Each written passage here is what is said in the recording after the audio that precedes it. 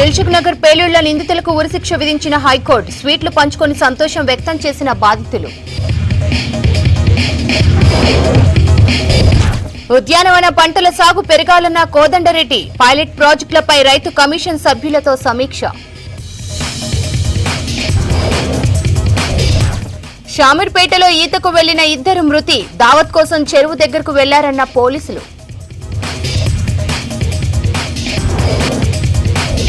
అల్వాల్లో శ్మశాన వాటికను కబ్జా చేస్తున్నారని ఫిర్యాదులు. స్థలాన్ని పరిశీలించి పనులను ఆపేయాలన్న రంగనాథ్.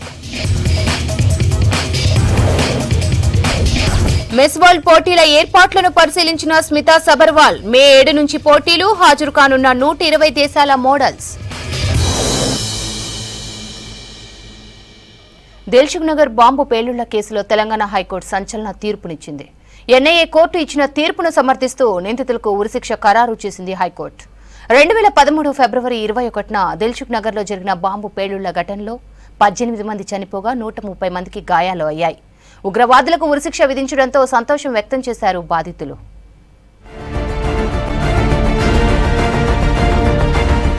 2013 ఫిబ్రవరి 21న హైదరాబాద్ దిల్సుఖ్ నగర్లో 2 చోట్ల బాంబులు పెట్టి మారణ హోమం సృష్టించారు ముష్కరులు. రాత్రి 7 గంటల సమయంలో దిల్సుఖ్ నగర్ బస్టాప్ వద్ద ఉన్న A1 మిర్చి సెంటర్ వద్ద భారీ పేలుడు సంభవించింది. మొత్తం 18 మంది మృతి చెందగా 130 మందికి పైగా తీవ్ర గాయాలయ్యాయి. కేసు నమోదు చేసి దర్యాప్తు చేశారు సరూర్ నగర్ పోలీసులు. మరోవైపు కేంద్ర హోంశాఖ ఆదేశాలతో ఎన్ఐఏ దర్యాప్తు మొదలుపెట్టింది.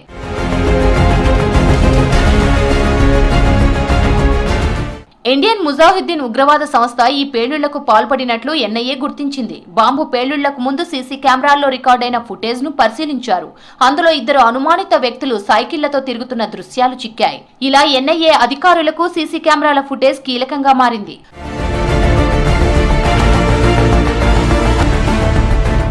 హవాలా ద్వారా డబ్బును, బాంబ్ బ్లాస్ట్ మెటీరియల్ ను సమకూర్చాడు రియాజ్. 2 సైకిళ్లలో పేలుడు పదార్థాలను అమర్చి బాంబు పేలుళ్లు జరిపారు. దర్యాప్తులో భాగంగా యాసిన్ బత్కల్, అబ్దుల్లా అఖ్తర్లను 2013లో ఇండో నేపాల్ బోర్డర్లో అరెస్టు చేశారు పోలీసులు.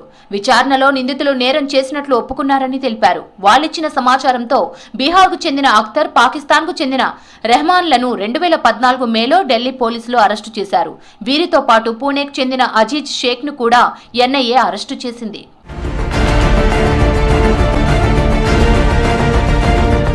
నిందితుల విచారణలో పేలుళ్లకు కీలక సూత్రధారి రియాజ్ బత్కల్ గా గుర్తించారు.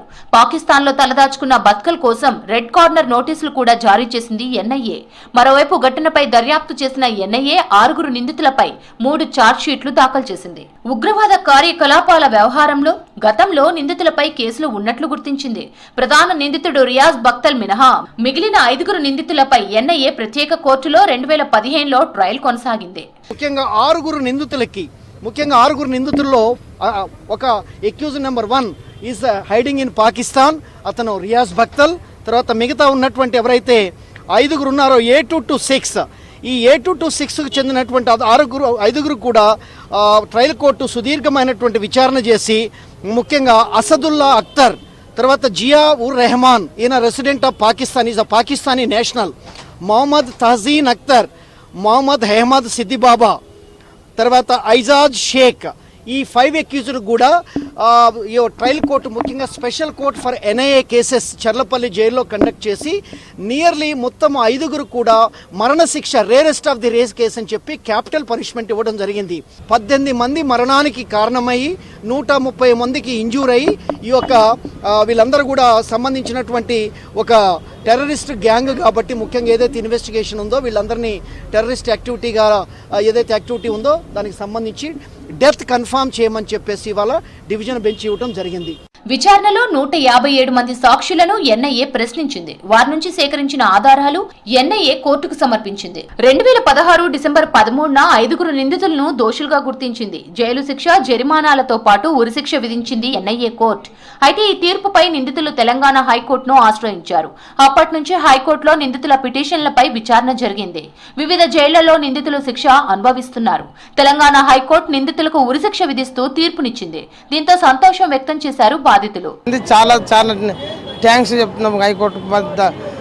తొందరగా వాళ్ళు ఉరిశిక్ష తీయాలి. మళ్ళీ ఆ పైకోర్టుకు పోకుండా ఇట్లా ఇంకో 12 ఏళ్ళు గడపకుండా ఈ 2-3 నెలల్లో వాళ్ళకు ఉరి తీయాలని మేము కోరుకుంటున్నాం, తొందరగా తీయాలి. ఈ 12 ఏళ్ళ దాకా వాళ్ళకు కోట్లు పెట్టి మేపేదానికంటే వాళ్ళకి తొందరగా ఊరి తీసి ఏదైతే మొత్తానికి కోల్పోయిన కొంతమంది బాధితులు ఉన్నారు వాళ్ళకు ఆదుకోవాలని కోరుకుంటున్నాం.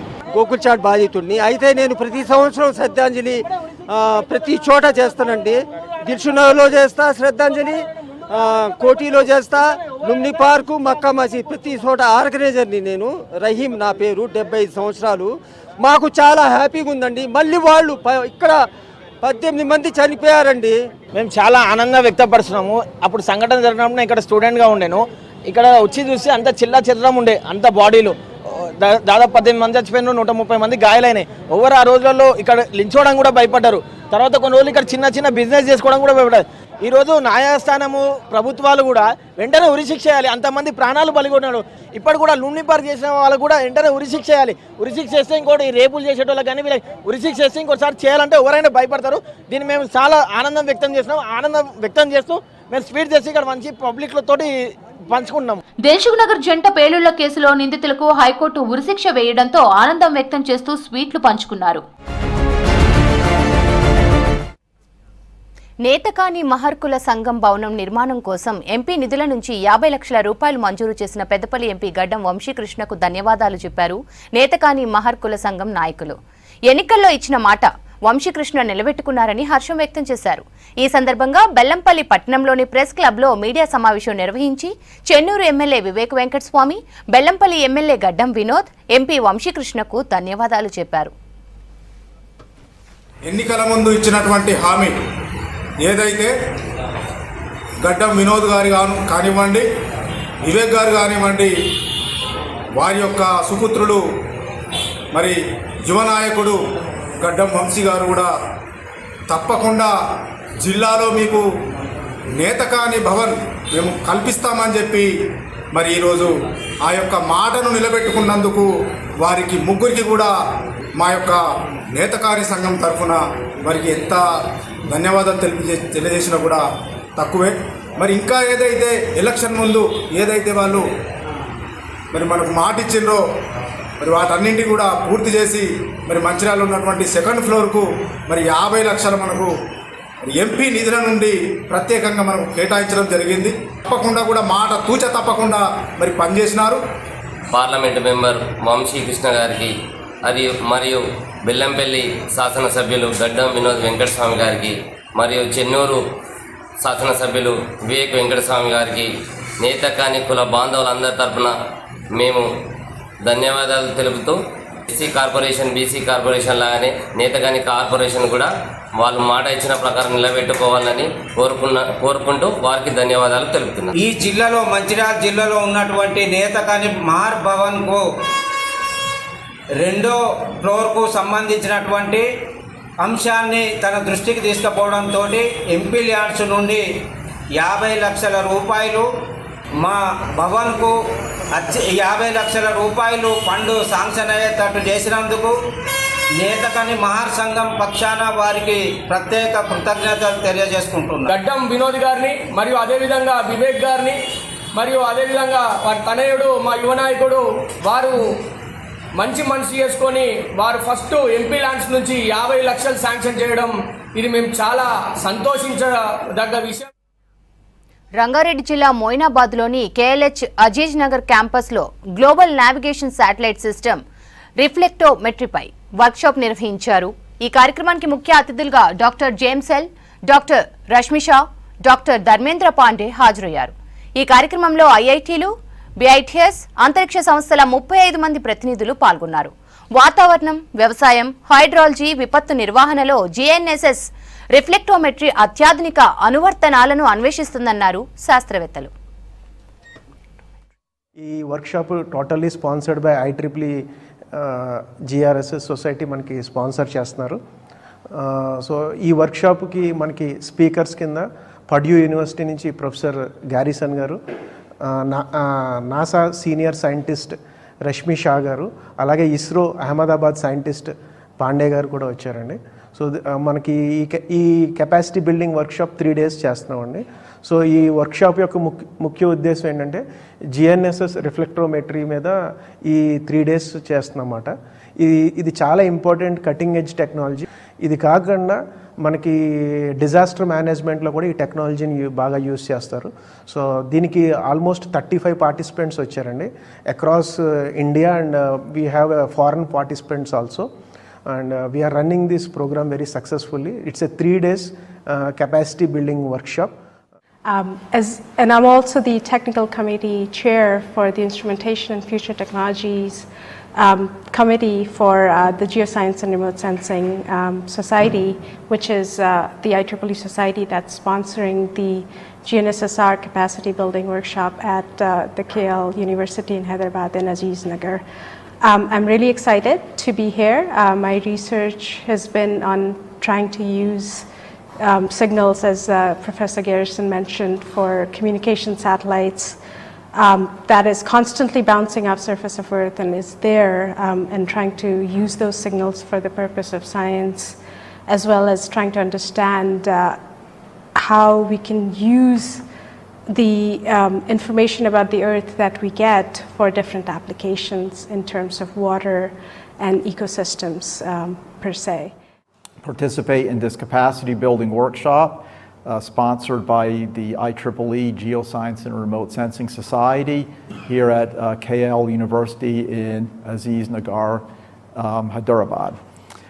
The topic of this workshop is to talk about a new technique, a relatively new technique for making measurements of the environment using existing signals, say those transmitted from communication satellites or navigation signals such as you would use for your GPS receiver in your car or your positioning on your phone, using these signals and observing the changes in these signals as they interact with the environment as a way of extracting new information about the environment. This could have applications in things such as improved weather forecasting, agricultural management, monitoring the long-term effects of climate change, and preparing for natural disasters such as. బంగారం ధరలు భారీగా తగ్గుతున్నాయి. మొన్నటి వరకు లక్షకు చేరువలో ఉన్న gold rates తగ్గుముఖం పట్టాయి. ఒక్కసారిగా 5,000 నుంచి 6,000 వరకు పైగా బంగారం ధరలు తగ్గాయి. అయితే ఇలా గోల్డ్ రేట్స్ తగ్గడానికి గల కారణం ఏంటి? రానున్న రోజుల్లో తులం బంగారం 56,000కు చేరనుందా? బంగారం ధరల తగ్గుదలపై మరింత సమాచారం కల్పన అందిస్తారు. పెరగడమే తప్పితే తగ్గడమే తెలియనట్టు కూడా మొన్నటి వరకు బంగారం ధరలు అయితే పైకి ఎగబాకాయి. సామాన్యులకు అందనంత కూడా మనకు 95,000 మార్కు కూడా దాటాయి. మరి అట్లాంటి బంగారం ధర గత వారం రోజుల నుంచి దిగొస్తుంది. మరి బంగారం ధర దిగిరావడానికి కారణాలు ఏంటి? మరి ప్రజెంట్ బంగారం ధరలు ఎందుకు దిగొస్తున్నాయి? అసలు పెరగడానికి తగ్గడానికి రీజన్స్ ఏంటో తెలుసుకుందాం. మనతో పాటు ప్రతాప్ గారు ఉన్నారు, ఒకసారి కూడా మాట్లాడదాం. సార్ చెప్పండి సార్, మెయిన్గా చెప్పాలంటే బంగారం ధరలు అనేవి కూడా ఎప్పుడు మనకు ఫ్లక్చువేషన్స్ అనేవి కనిపిస్తూ ఉంటాయి. కానీ ఈ మధ్య కాలంలో అయితే మనకు పెరగడమే తప్పితే తగ్గడమే తెలియదు అన్నట్టు కూడా దాదాపు 95,000 మార్కు దాటింది. మరి అట్లాంటి బంగారం ధర ఈ మధ్య కాలంలో దాదాపు గత వారం నుంచి దిగొస్తుంది. అసలు కారణాలు ఏంటి సార్? నిజంగా ట్రంప్ తీసుకునే నిర్ణయాలే మనకు బంగారం ధర తగ్గడానికి కారణాలా? మీరట్టుగా గత 4-5 రోజులుగా కొంచెం ధరలు తగ్గుతున్నాయి. ఇది ట్రంప్ తీసుకునే నిర్ణయాలే దీనికి కారణమా అంటే వన్ ఆఫ్ ద రీజన్స్ కింద మనం చెప్పచ్చు. ఎందుకంటే ఆయన తీసుకున్న నిర్ణయాలకి ఆపోజిట్గా మిగిలిన కంట్రీస్ కూడా అనుకోకుండా రిటాలియేటరీ టారిఫ్స్ చాలా వేశారు. దాంతో ఏమైందంటే అందరికీ ఒకసారి ఇండస్ట్రీలో ఒక రకమైన భయం పట్టుకుంది. దాంతో గోల్డ్ రేట్స్ మీద దాని ఇంపాక్ట్ పడి కొంచెం తగ్గడం అనేది స్టార్ట్ అయింది. ఇంకో ముఖ్యమైన కారణం మనం చెప్పుకోవాల్సింది ఇక్కడ ఇంతలా కొంచెం తగ్గడానికి కారణము ఏంటి అనుకుంటే కనుక ఈ టారిఫ్స్ మనం ఒకటి అనుకుంటున్నాము. ఈ టారిఫ్స్తో పాటు ఏమైందంటే గోల్డ్ మీద నేను టారిఫ్ వేయను అని ఒక అనౌన్స్మెంట్ వచ్చింది. సో నేను గోల్డ్ని ఎగ్జామ్ చేస్తాను అని చెప్పి ఆయన అనౌన్స్ చేయడం జరిగింది. ఎప్పుడైతే ఎగ్జామ్ చేస్తానన్నాడో ఆటోమేటిక్గా ఏంటంటే ఇంకా ధరలు పెరగవు అని చెప్పి ఒక అభిప్రాయం వచ్చింది ఇండస్ట్రీలో. దాంతో అందరూ కూడా ఏంటంటే ఇప్పుడు దాన్ని ఇంతకంటే ఇంకా భారీగా పెరగదు కాబట్టి కొంచెం మనం దీన్ని డిమాండ్ తగ్గించుకోవచ్చు అన్న ఒక అపోహలోకి వచ్చారు. దాంతో ప్రైస్ మీద కొంచెం దాని ఇంపాక్ట్ కలిగింది. మెయిన్గా సో ఈ టైంలో చూస్తున్నట్టయితే గత 4-5 రోజుల నుంచి కూడా అంటే ఇప్పటి వరకు 1,00,000 చేరువైతుందని చెప్పుకున్నాం. దాదాపు సామాన్యులకు అందనంత ఎత్తులో బంగారం ఉందని చెప్పుకుంటున్నాం. మరి అట్లాంటి బంగారం ధర సామాన్యులకు అందే రీతిలో చేరుతుంది. దాదాపు 56,000కి తులం బంగారం వస్తుందని చెప్పేసి కూడా ఒక హాట్ టాపిక్గా నడుస్తుంది. ఇది ఎంతవరకు నిజం? నిజంగానే బంగారం ధర 56,000కి చేరువవుతుందా? ఇప్పుడు అది నిజమా అబద్ధమా అని చెప్పేందుకు నేనైతే కనుక ఏమి చెప్పలేను ఆ విషయంలో. ఇవన్నీ ఏంటంటే రకరకాల అనాలిసిస్లో. సో ఇప్పుడు వాళ్ళు వేసిన అనాలిసిస్ ప్రకారము ఏంటంటే ఒకవేళ కనుక ఇప్పుడు యూఎస్లో ఒక ఆడిట్ అవుతుంది, అసలు గోల్డ్ రిజర్వ్స్ ఎంత ఉన్నాయి వాళ్ళ దగ్గర అన్నది. సో దాన్ని బేస్ చేసుకొని తర్వాత ఫ్యూచర్లో ఇప్పుడు డాలర్ వాల్యూ ఎలా ఉంటుంది, లేకపోతే ఇతర దేశాల టారిఫ్ బేస్ చేసుకొని ఎలా ఉంటుంది, ఇవన్నీ చేసి ఒక ఇంటర్నేషనల్గా ఒక వ్యక్తి దాని మీద ఒక అభిప్రాయం చెప్పాడు. Is a well known person. So ఆయన చెప్పిన ఒక అభిప్రాయం ఏంటంటే ఇక్కడ దాకా కూడా రావచ్చు అని. సో సహజంగా మన ఏమంటారంటే ప్రజల మైండ్ సెట్ ఎలా ఉంటుందంటే మనకి ఏది అందుబాటులో ఉంటే దాన్ని మనం ఎక్కువ విశ్లేషిస్తాం, ఏది మనకు దూరంగా ఉంటే దానికి భయపడి మనం దాని గురించి మాట్లాడుకోం. సో తగ్గితే మంచిదే, కానీ అక్కడ దాకా వస్తుందంటే నా అనుమానాలు నాకు ఉన్నాయి. అంత దిగజారిపోయి అయితే రాకపోవచ్చు. మనపల్లి జ్యువెలర్స్కి సంబంధించిన ఎండి గోపీనాథ్ గారు ఉన్నారు, ఒకసారి వారితో మాట్లాడదాం. చెప్పండి సార్. సో బంగారం ధర అనేది మనకు దేశ ప్రజలకైతే ఎప్పుడు హాట్ టాపిక్గానే ఉంటుంది. ఎప్పుడు చూసినా ఒక ఫ్లక్చువేషన్స్ అనేవి కనిపిస్తూ ఉంటాయి. మరి అట్లాంటిది ఇంత డ్రాస్టిక్ చేంజ్ ఎందుకంటే అక్షరాల ₹1,00,000 చేరుతుంది అనుకుంటున్న తరుణంలో ఇంతవరకు తగ్గడం కావచ్చు. అసలు ఎట్లా ఉంది మార్కెట్, ఏ విధంగా నడుస్తూ ఉంది? వాస్తవానికి చెప్పాలి అంటే లాస్ట్ 3 to 4 monthsలో చూస్తే it's the biggest change in the gold market. So US ఎలక్షన్స్కి ముందు, after US elections and currently what it is now చూస్తే, so before the US elections somewhere around $2,500, $2,600 was the higher side. So after Trump వచ్చిన తర్వాత ఖచ్చితంగా price తగ్గుతుంది అనుకున్నారు, but it made in to reverse way. So ఆ bull run అనేది మీకు $2,500 నుంచి స్టార్ట్ అయ్యి $3,140 పర్ స్పాట్ వచ్చింది. గోపి గారు, నిజంగా అంటే సామాన్యులకు చేరువవుతుంది, 56,000కు వస్తుంది, 50 కావచ్చు, 60 కావచ్చు, 1000 వినడానికి అయితే హాయిగా ఉంది. నిజంగా వస్తుందా అనేది అయితే ఎవరికి అంటే నార్మల్గా ఒక చేంజ్ అనేది, ఇంత చేంజ్ అనేది కనిపిస్తూ ఉంటుందా, అసలు నిజంగానే వస్తుందా? ఒకవేళ చేంజ్ వస్తే ఎంతవరకు రావచ్చు, మీరేమనుకుంటున్నారు? వన్ థింగ్ అండి, ఎప్పుడన్నా ప్రైస్ అందుబాటులో ఉంటే అందరూ ఆనందం. సో ఎందుకంటే ఎక్కువ బిజినెస్ జరుగుతుంది, ఎక్కువ మంది కొంటారు. So it's always a good cycle. కానీ ఏదైతే ప్రైస్ 55,000, 56,000కి వస్తుంది అయితే I don't think it's practically possible. Also there could be a correction రావచ్చు. $2,940 వరకు, $2,900 వరకు ఈ కరెక్షన్ చూడవచ్చు. అంటే సుమారుగా 86,000, 85,000 వరకు. దానికన్నా ఎక్కువగా తగ్గుతుంది అని అయితే ఐ డోంట్ ఎక్స్పెక్ట్ ఇట్ అండి. We have to see again the international mood how it is. So బంగారం కొనాలంటే ఎప్పుడు బెటర్ అంటారు మీరు? ఫస్ట్ థింగ్ అండి, ఇప్పుడు గోల్డ్ ప్రైజెస్ అనేది ఇండియన్లో ఉన్న ఫెస్టివల్ మార్కెట్ కానీ, వెడ్డింగ్ సీజన్ కానీ సంబంధం లేదు. మీ అందరికీ తెలిసిందే, it's not purely depends on the international market. So international మార్కెట్లో what is the spot price, what is your import duties, what is the currency exchange, ఇవన్నిటిపైన ఉంటుంది. సో మన పెళ్ళిళ్ళ సీజన్కి, మన ఫెస్టివల్ సీజన్కి there is no match. So international ఇప్పుడున్న situation ప్రకారంగా ఉంటే ఇట్స్ వెరీ పజల్ సిచ్యువేషన్ చెప్పవచ్చు. అంటే తగ్గిన తర్వాత ఎందుకు తగ్గిందని we are looking at the things, పెరిగిన తర్వాత ఎందుకు పెరిగిందని కారణాలు మనం వెతుకుతున్నాం. కాబట్టి ఏం వస్తుంది తెల్లారి అనేది ఎవరు చెప్పలేరు.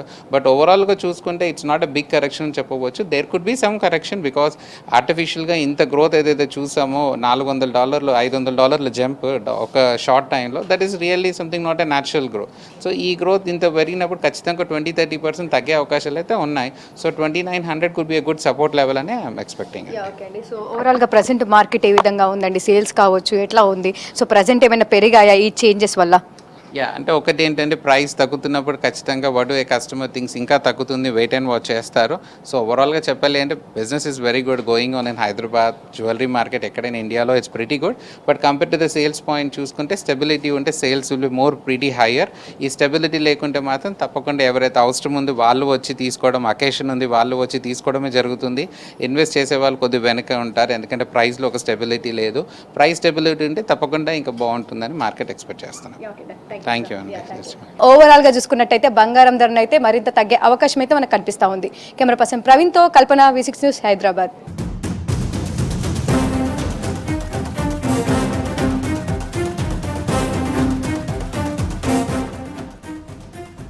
హైదరాబాద్ జూబ్లీహిల్స్ పోలీస్ స్టేషన్లో శ్రవణ్ రావు విచారణ ముగిసింది. 11 గంటల పాటు శ్రవణ్ రావును విచారించారు సిట్ అధికారులు. శ్రవణ్ రావు ఫోన్లోని డేటా పునరుద్ధరించి ప్రశ్నించారు అధికారులు. మరోసారి శ్రవణ్ రావును విచారణకు పిలిచే అవకాశం ఉంది.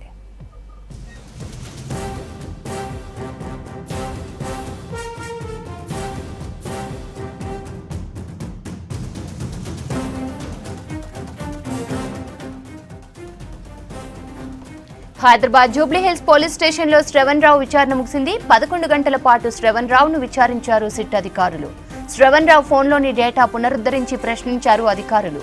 మరోసారి శ్రవణ్ రావును విచారణకు పిలిచే అవకాశం ఉంది.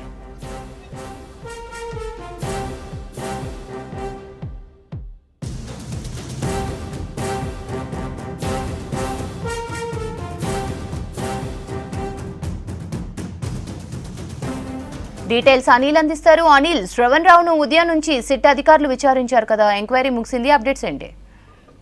శ్రవంతి, ఫోన్ ట్యాపింగ్ కేసు వ్యవహారంలో శ్రవణ్ రావును అయితే విచారణ చేశారు. ఈ విచారణలో భాగంగా కొద్దిసేపటి క్రితం అంటే 10 గంటల సమయంలో ఆయన విచారణ అయితే ముగిసింది. అయితే ఈ రోజు ఉదయం 11 గంటలకి ఆయన విచారణకి హాజరు కాగా ఈ రోజు రాత్రి 10 గంటలకి ఆయన విచారణ అయితే ముగిసిందని చెప్పాలి. అయితే ఇది ఈ ఫోన్ ట్యాపింగ్ సంబంధించి దాదాపు 11 గంటల పాటు ఆయన అయితే సుదీర్ఘంగా ఆ ఫోన్ ట్యాపింగ్ సంబంధించి శిక్షాధికారులు విచారణ అయితే చేశారు. పలు కీలక ఆధారాలు కూడా సేకరించినట్టుగా కూడా మనకు తెలుస్తుంది. అంటే ఈ ఫోన్ ట్యాపింగ్ సంబంధించి శ్రావణ్ రావు కీలక పాత్ర పోషించినట్టుగా, ఆయనకు సంబంధించి ఫోన్ ట్యాపింగ్ చేసే విషయంలో ఫోన్ ట్యాపింగ్ సంబంధించి ఈయన కీలక పాత్రగా ఉన్నారు కాబట్టి దీనికి సంబంధించి ఈయన పైన ఆరోపణలు కూడా ఉన్నాయి. అంటే గతంలో బీఆర్ఎస్ పార్టీ అధికారంలో ఉన్న సమయంలో కాంగ్రెస్ నేతలపైన, అదేవిధంగా వ్యాపారస్తులపైన, అదేవిధంగా పలు ప్రముఖుల పైన ఈయన ఫోన్ ట్యాపింగ్ చేసేందుకు సూచించారని చెప్పేసి, అదేవిధంగా ఈ మెయిన్ గా ఎవరైతే ప్రభాకర్ రావు ఉన్నారో ప్రభాకర్ రావుకు సంబంధించి మెయిన్ ఉన్నారు కాబట్టి ఈయనకు సూచించినట్టుగా కూడా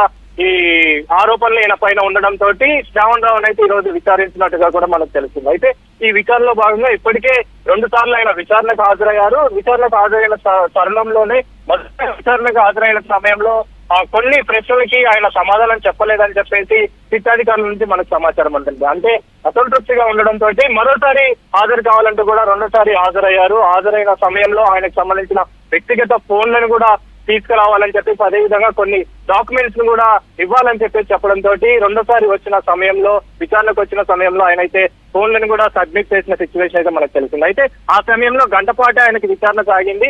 ఆ తర్వాత ఈ ఫోన్లను బేస్ చేసుకుని, అంటే ఈ వ్యక్తిగత ఫోన్లని ఆధారం చేసుకొని అందులో నుంచి డేటాను సేకరించి ఈయన ఎవరెవరితోని కనెక్షన్ లో ఉన్నారు, అంటే కమ్యూనికేషన్ లో ఉన్నారు, గతంలో అంటే 1.5 పాటు ఈయన వేరే ప్లేస్ లో ఉన్నారు, అంటే విదేశాల్లో ఉన్నారు కాబట్టి 1.5 టైంలో ఈయన ఎవరెవరితో టచ్ లో ఉన్నారు, ఎవరెవరితో కమ్యూనికేషన్ లో ఉన్నారనే కోణంలో ఈ డేటాని ఆధారం చేసుకుని అయితే ప్రశ్నించినట్టుగా కూడా తెలుస్తుంది.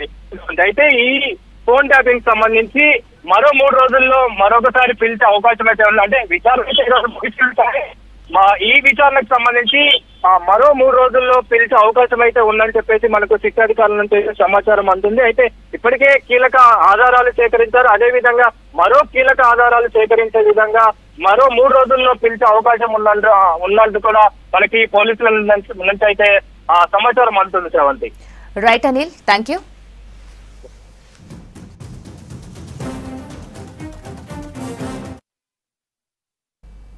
ఇప్పుడంతా ఈవీ ట్రెండ్ నడుస్తోంది. 4 వీలర్ నుంచి 2 వీలర్ వరకు చాలా మంది ఎలక్ట్రిక్ వెహికల్స్ కొనేందుకే ఇష్టపడుతున్నారు. పెట్రోల్ రేట్లు పెరుగుతున్నాయని కొందరు, కాలుష్యం నుంచి పర్యావరణాన్ని కాపాడాలని మరికొందరు ఎలక్ట్రిక్ వెహికల్స్ కు మారుతున్నారు. వీటి ధరలు ఎక్కువగా ఉన్నా, ఛార్జింగ్ స్టేషన్లు సరిపడా లేకున్నా ఈవీలను కొంటూనే ఉన్నారు. అయితే ఈవీలు కొన్నవారికి మాత్రం చుక్కలు కనిపిస్తున్నాయంటుంది అమెరికాకు చెందిన JD power.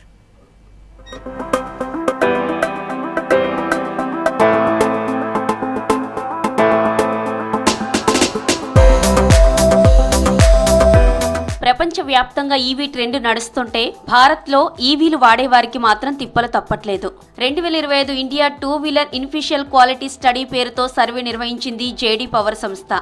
Electrical స్కూటర్లు, IC engine వాహనాలతో అనేక సమస్యలు వస్తున్నాయని తెలిపింది జేడీ సంస్థ.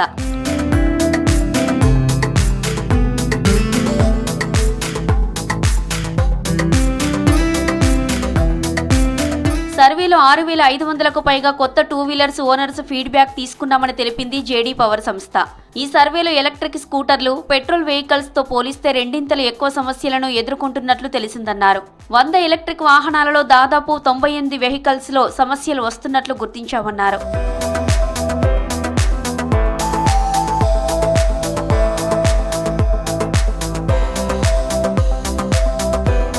మొదటి 6 నెలలలో 2,500 కిలోమీటర్ల కంటే ఎక్కువ ప్రయాణం చేసిన వెహికల్స్లలో సమస్యలు ప్రారంభమవుతున్నాయని తెలిపారు బైక్ యూజర్స్. ఎక్కువగా ఛార్జింగ్ స్టేషన్స్ ఏర్పాటు చేయలేదన్నారు. దీంతో ఇంటి దగ్గరే ఫుల్ ఛార్జింగ్ పెట్టుకుని వెళ్తే తరచూ బ్యాటరీ హీట్ అవ్వడం, వారానికోసారి బ్రేక్స్ పాడవుతున్నాయని తెలిపారు. ఈవీతో పోలిస్తే పెట్రోల్ బైక్స్ బెటర్ అంటున్నారు బైకర్స్.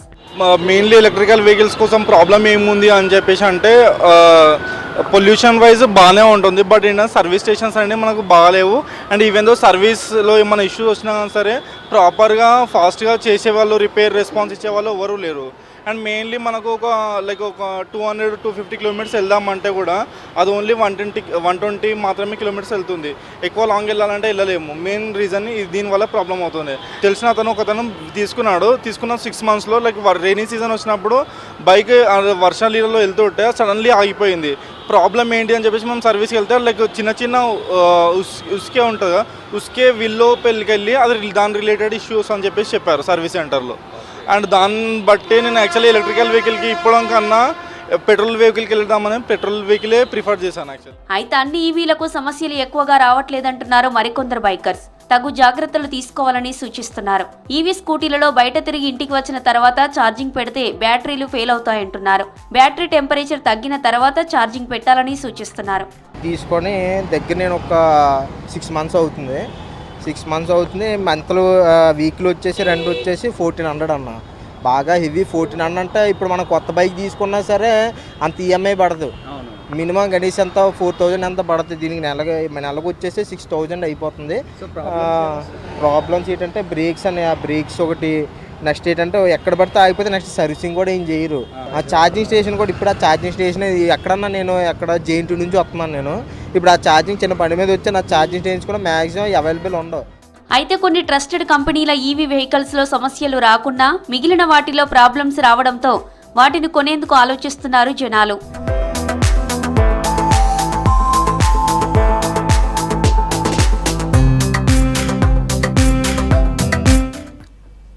రాష్ట్రంలో ఉద్యానవన పంటల సాగు విస్తీర్ణం పెరగాలన్నారు వ్యవసాయ రైతు సంక్షేమ కమిషన్ చైర్మన్ కోదండరెడ్డి. రంగారెడ్డి జిల్లా యాచారం మండలంలోని 3 గ్రామాలను పైలట్ ప్రాజెక్టు కింద సాగు విస్తీర్ణం పెంచాలని సూచించారు. ఈ ప్రాజెక్టుపై రైతు కమిషన్ కార్యాలయంలో సభ్యులతో సమీక్ష నిర్వహించారు. ఆ గ్రామాల్లో కూరగాయలు, ఆకుకూరలు పండించే రైతులకు ప్రభుత్వం నుంచి సహాయ సహకారాలు అందించే ఏర్పాటు చేస్తామన్నారు. రాష్ట్ర వ్యాప్తంగా ఉద్యానవన పంటల సాగు విస్తీర్ణం పెంచే దిశగా అధికారులు ప్రణాళికలు సిద్ధం చేయాలన్నారు కోదండరెడ్డి.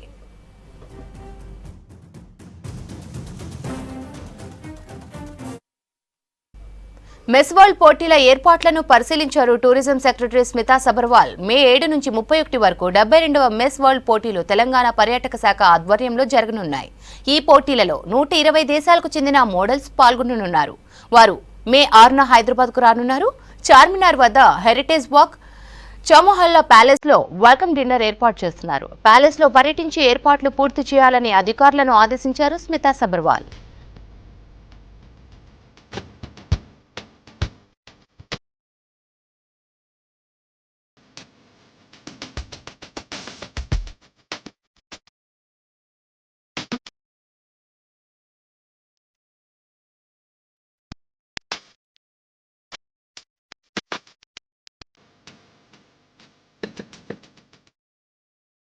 సన్ రైజర్స్ హైదరాబాద్ జట్టు ఐపీఎల్లో అట్టర్ ఫ్లాప్ అవుతూ ఉంది. వరుసగా 4 మ్యాచ్ల్లో ఓడిపోయి అభిమానులను నిరాశపరిచింది.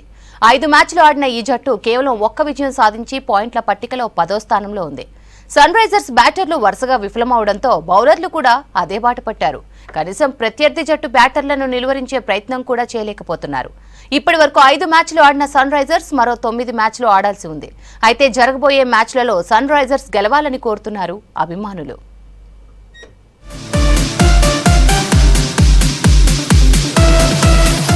ఐపీఎల్ 2025 సీజన్ ఆరంభ మ్యాచ్లో రాజస్థాన్ రాయల్స్పై 286 పరుగులు చేసి అన్ని జట్లకు దడ పుట్టించింది సన్ రైజర్స్. గతేడాది ఐపీఎల్లో 287 పరుగులు చేసి T20 చరిత్రలోనే ఓ మైలురాయిగా నిలిచింది. దీంతో ఈసారి 300 పరుగులు చేస్తారని ప్రేక్షకులు ఆశలు పెట్టుకున్నారు.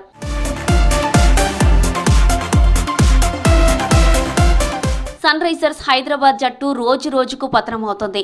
అటు బ్యాటర్లు ఇటు బౌలర్లు ఘోరంగా విఫలమవుతూనే ఉన్నారు. కమిన్స్తో కలిసి 7 హిట్టర్లు ఉన్నప్పటికీ కనీసం గౌరవప్రదమైన స్కోర్ కూడా చేయలేకపోతున్నారు.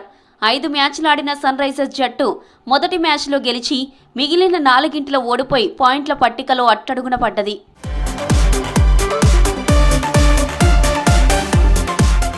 గత సీజన్లో అదరగొట్టిన అభిషేక్ శర్మ, నితీష్ కుమార్ రెడ్డి ఈ ఐపీఎల్లో అలా వచ్చి ఇలా వెళ్లిపోతున్నారు. పవర్ ప్లేలోనే సన్ రైజర్స్ 2-3 వికెట్లు కోల్పోవడంతో భారీ స్కోరు చేయలేకపోతుంది. దీంతో 20 ఓవర్లు కూడా ఆడలేని పరిస్థితి వచ్చింది.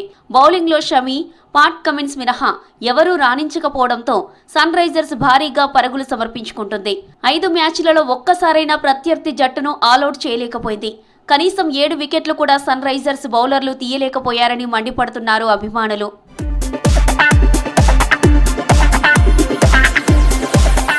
రాబోయే మ్యాచ్లోనైనా గెలిచి అత్యుత్తమ స్కోర్ చేయాలని కోరుతున్నారు సన్ రైజర్స్ అభిమానులు.